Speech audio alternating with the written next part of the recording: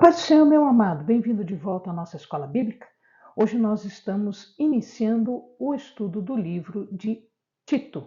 Então, pegue a sua Bíblia, pegue o seu caderno de estudos, ora ao Senhor, pede a Ele discernimento, entendimento, conhecimento, sabedoria, pede a Ele proteção, para que nós possamos desvendar dos seus mistérios. Antes de nós iniciarmos, lembrando a você que você pode se inscrever no nosso canal e pode acionar o sininho para ser avisado de todos os vídeos que nós postarmos. Você também pode dar o seu like e pode compartilhar o link destes vídeos com quem você quiser. Amém, amados? Então vamos iniciar o estudo do livro de Tito.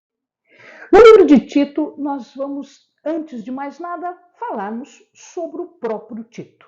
Quem era este Tito? Tito e Timóteo eram dois dos convertidos e companheiros de Paulo, para quem Paulo passou muitas mensagens e muitas instruções pastorais. Então, ele era um convertido. Na verdade, ele não era judeu, ele era pagão, ele era de fora do povo judeu. Mas ele foi convertido especificamente por Paulo, pessoalmente por Paulo, e ele desfrutava de uma confiança muito grande do apóstolo. Tanto isto é que na sua segunda viagem para Jerusalém, foi ele quem acompanhou. Claro, além de outros companheiros, ele estava junto.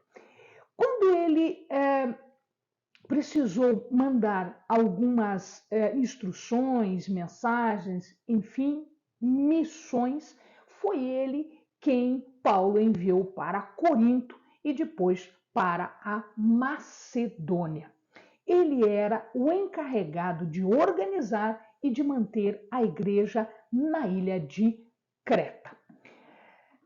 Este Tito, em verdade, ele ficou responsável pela igreja que havia sido formada em Creta. Mas como Creta entra nessa história? Na verdade, Paulo fez uma visita a Creta, não foi uma visita programada, em verdade ele estava em viagem e acabou naufragando e eles acabaram indo para a ilha de Creta.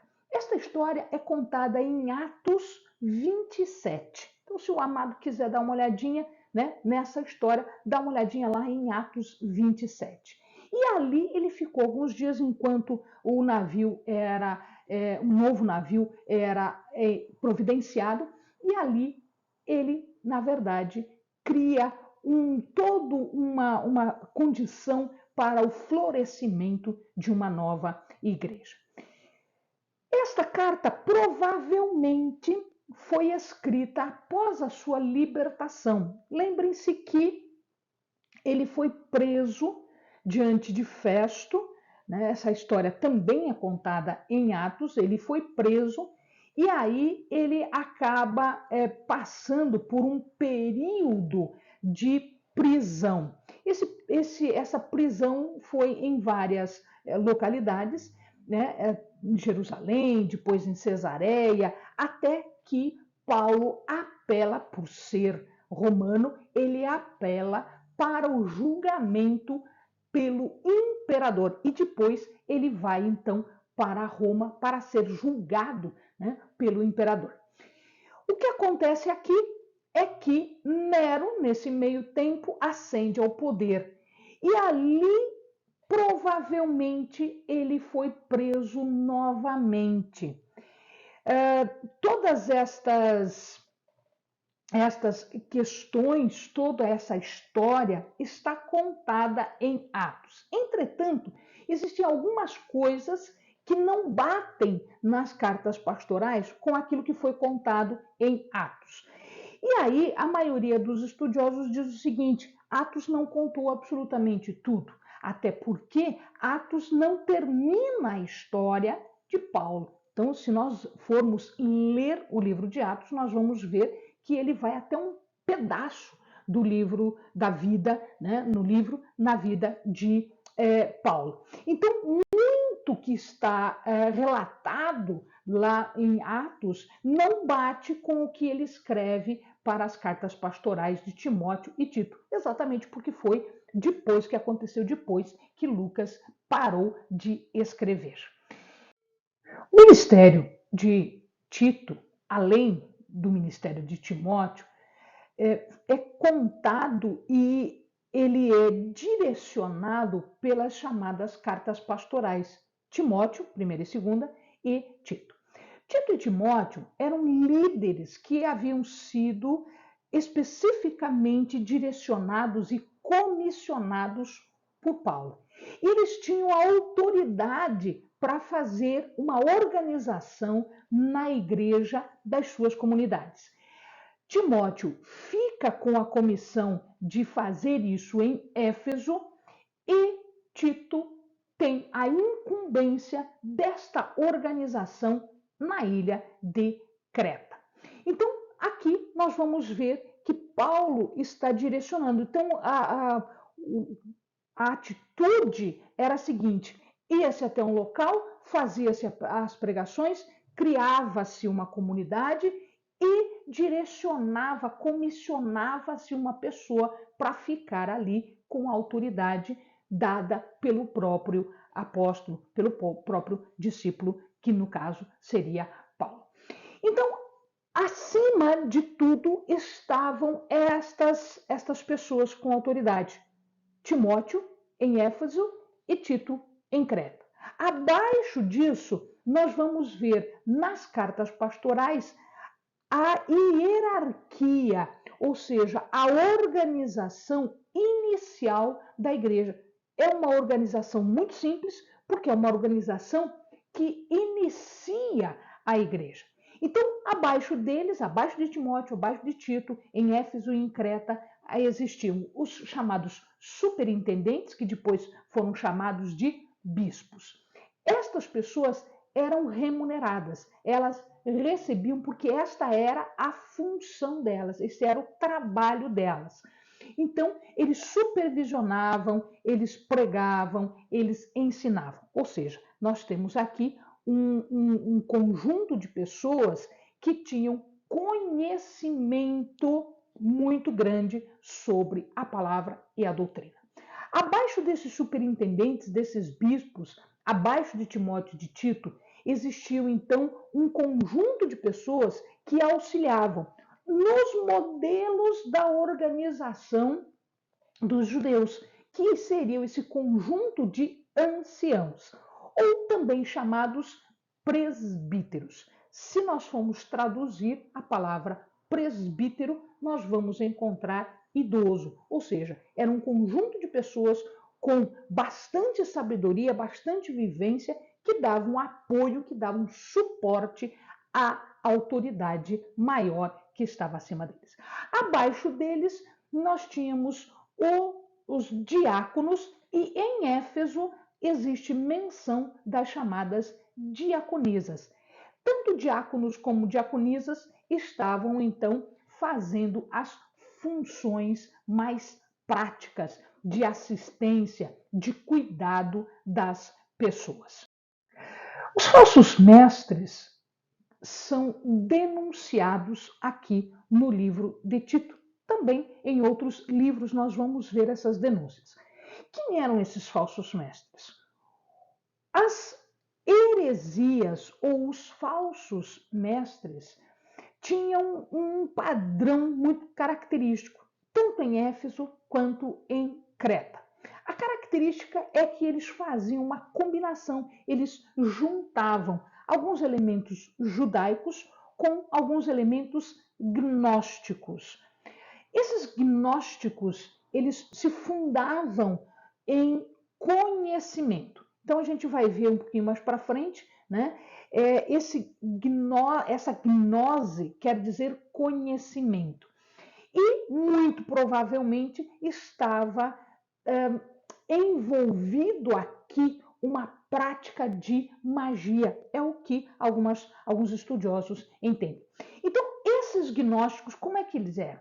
Eles se diziam mestres da lei, eles se diziam conhecedores da lei. Então, eles exigiam, eles pregavam, eles falavam coisas que eventualmente poderiam estar na lei. Mas, na verdade, eles não sabiam fazer uso apropriado, adequado daquilo que estava na lei.